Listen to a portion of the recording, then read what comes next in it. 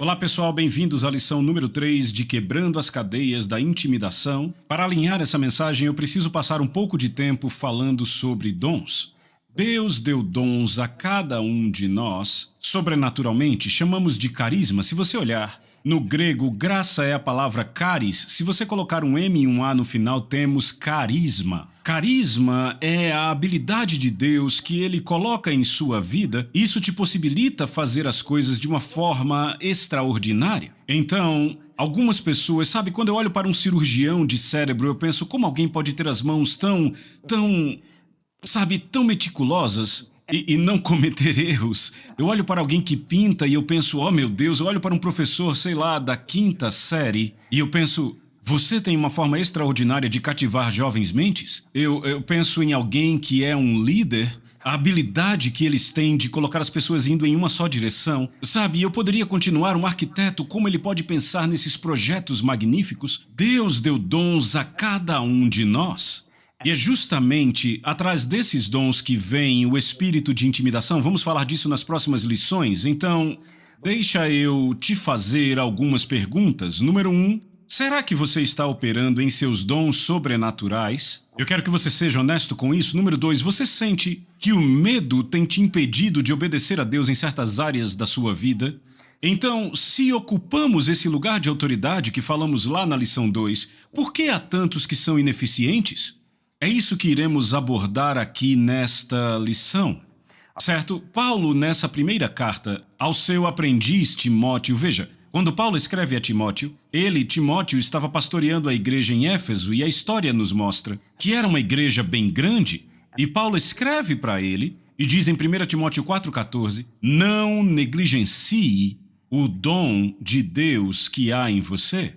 Agora, a palavra dom é carisma, então, uma capacitação de Deus que dava a ele a habilidade de ir além da habilidade natural, sendo negligenciada. Agora, vamos ver as definições da palavra negligenciar.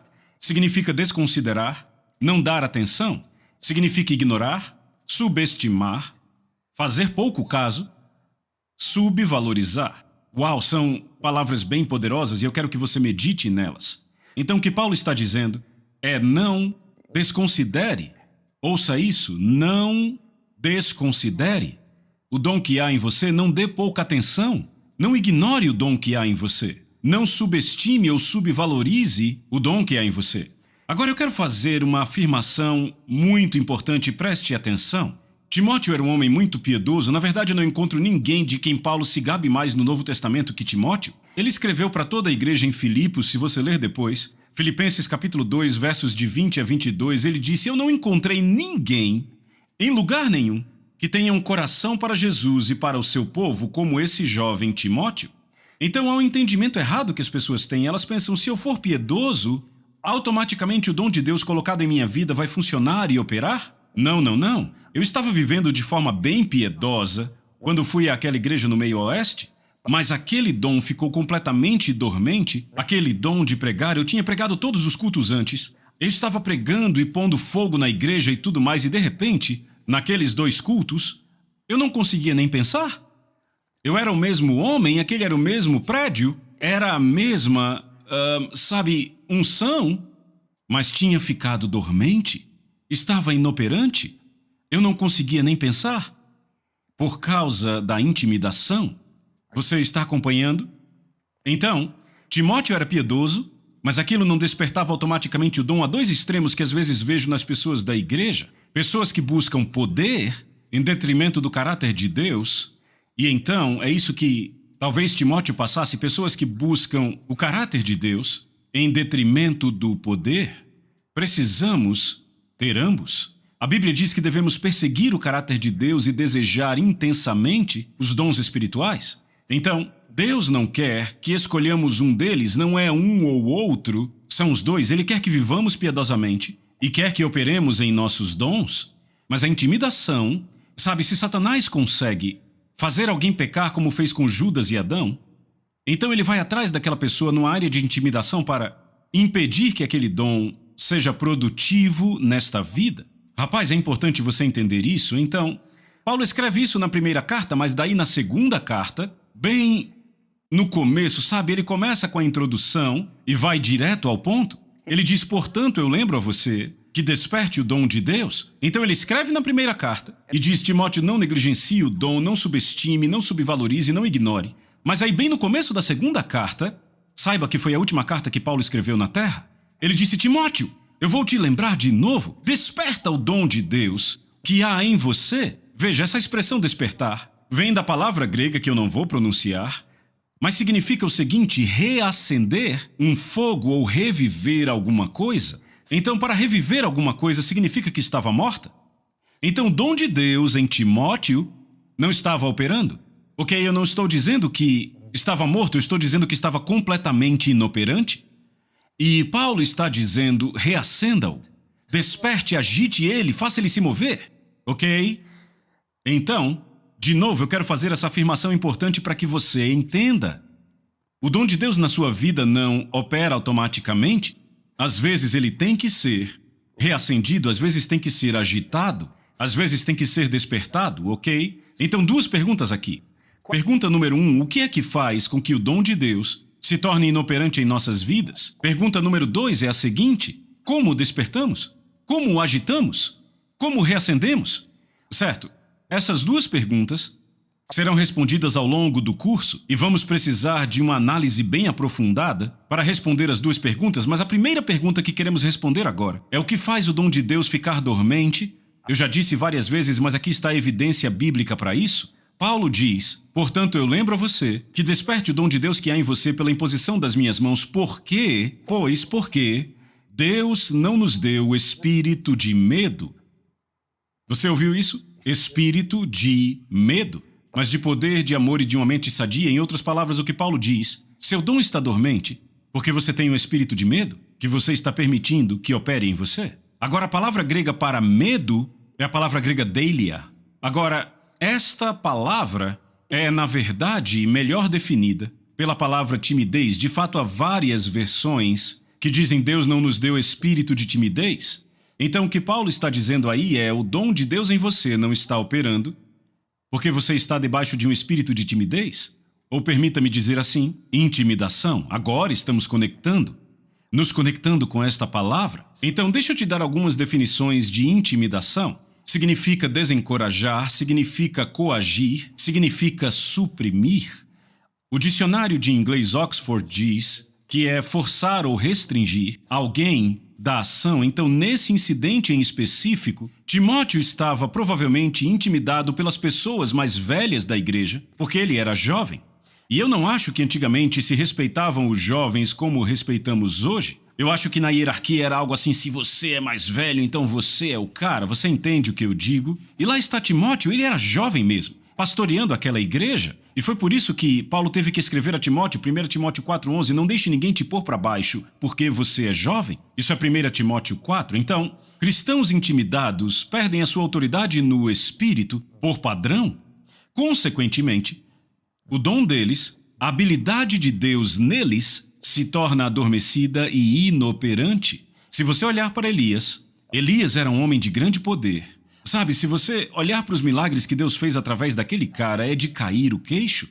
E em 1 Reis, capítulo 18, ele confronta o rei Acabe, ele confronta a nação, ele confronta todos aqueles profetas que estavam ali, ele os confronta com ousadia e Deus responde a ele com fogo. A nação inteira vê, oh meu Deus, esse cara é de Deus. E então sabe o que acontece? Ele consegue que a nação inteira execute todos aqueles profetas. Então, ele ora, lembre, não havia chuva há 3 anos e meio. Ele ora e lá vem uma chuva que é tão pesada que literalmente inunda tudo.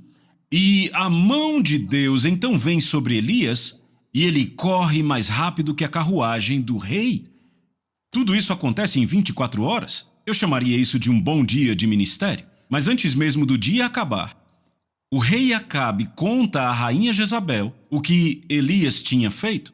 Ela envia uma mensagem para Elias dizendo, assim me façam os deuses, e outro tanto se eu não fizer a tua vida, como a vida daqueles profetas até amanhã a esta hora. Em outras palavras, foi isso que ela disse. Eu vou te matar nas próximas 24 horas. Agora, quando ela diz isso, você tem que entender. Palavras, não, deixa eu dizer assim, espíritos Lembre que a intimidação é um espírito. Espíritos são como surfistas. Eu quero te dar uma imagem, ok? Surfistas precisam de quê? De uma onda. Não conseguem fazer nada sem uma onda. Demônios precisam de uma onda. Sabe qual é essa onda? São palavras. Quando aquela mulher, e ela tinha um espírito de intimidação massivo no qual ela operava, então eu ainda vou falar disso mais na próxima lição. Ela também era acusada de operar em bruxaria, e eu vou te mostrar que a bruxaria não é uma mulher em cima de uma vassoura com uma verruga no nariz. A bruxaria é muito mais real em nosso mundo do que você imagina, mas aquela mulher libera um enorme espírito de intimidação, e sabe o que Elias faz quando ouve aquelas palavras? Ele corre por sua vida. Ele corre a nação inteira, ele passa todo o caminho, por toda Israel, por todo Judá, e vai para a cidade mais ao sul de Israel, que se chama Berseba. Deixa um servo em Berseba, faz uma jornada de dias pelo deserto, se deita debaixo de uma árvore e pede a morte. Então aqui está o cara que apenas um dia antes, no dia anterior, confrontou a nação, confrontou os falsos profetas, o rei, e agora está correndo por sua vida. Então, ele está debaixo daquela árvore e um anjo aparece para ele, e o anjo dá a ele 2 bolos, e diz: é melhor você comer porque a jornada será longa. Então Elias comeu aqueles 2 bolos, caminhou 40 dias e 40 noites até o Monte Horebe, que é o monte de Deus. Quando ele chega naquele monte, Deus fala com ele e diz: o que você está fazendo aqui, Elias? Agora eu quero que você pare e pense nisso.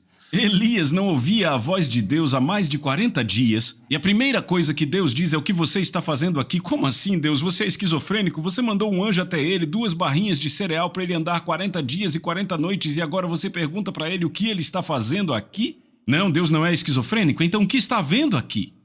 Deus viu que Elias largou tudo, desistiu. Por isso que ele deitou embaixo da árvore e pediu a morte. Então, quando Deus vê que você larga tudo e diz: eu desisto, Deus vai te enviar a um lugar para ministrar a você.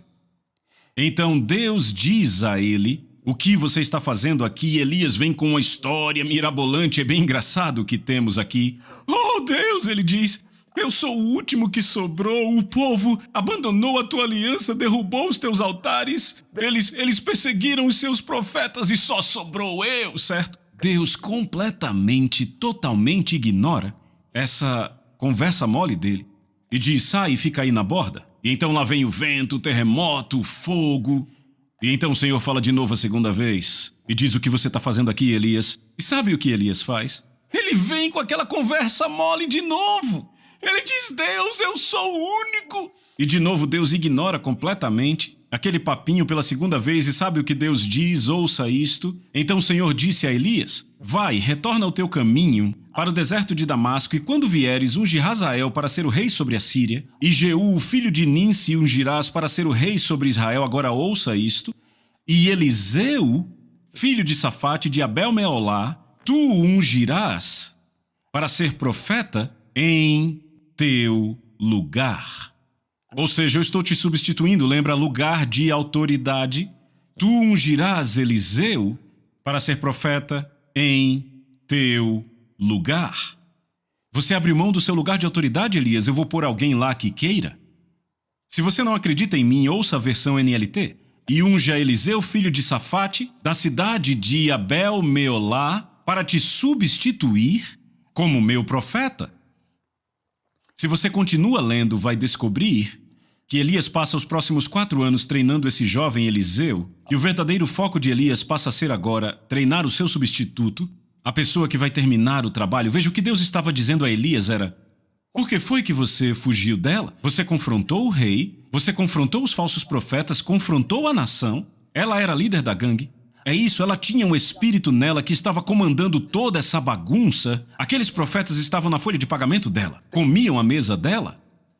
E você não arrancou a raiz do que causava todo o problema para a minha nação de Israel?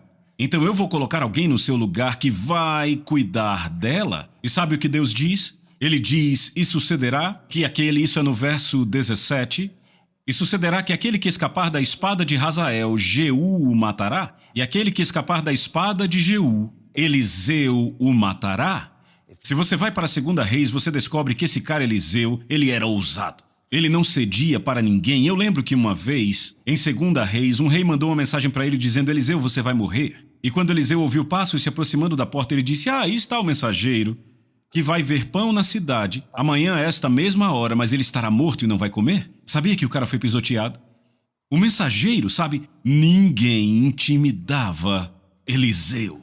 E se você ler 2 Reis com atenção, descobre que Jeú, que a propósito Elias nunca ungiu ele, foi Eliseu que o fez. Jeú e Eliseu foram os dois que destruíram Jezabel, Acabe e o seu reino, sua dinastia, e o espírito que estava por trás disso.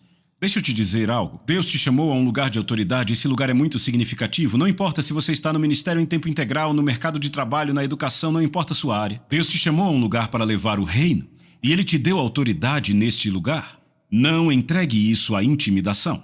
A gente continua na próxima lição, e deixa eu dizer isso para encerrar. Você pode perder o seu lugar de autoridade, e de novo, esse é o objetivo da intimidação.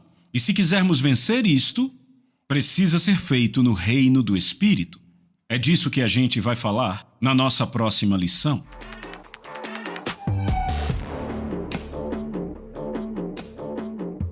A Soso Produções convida você a se tornar um patrocinador.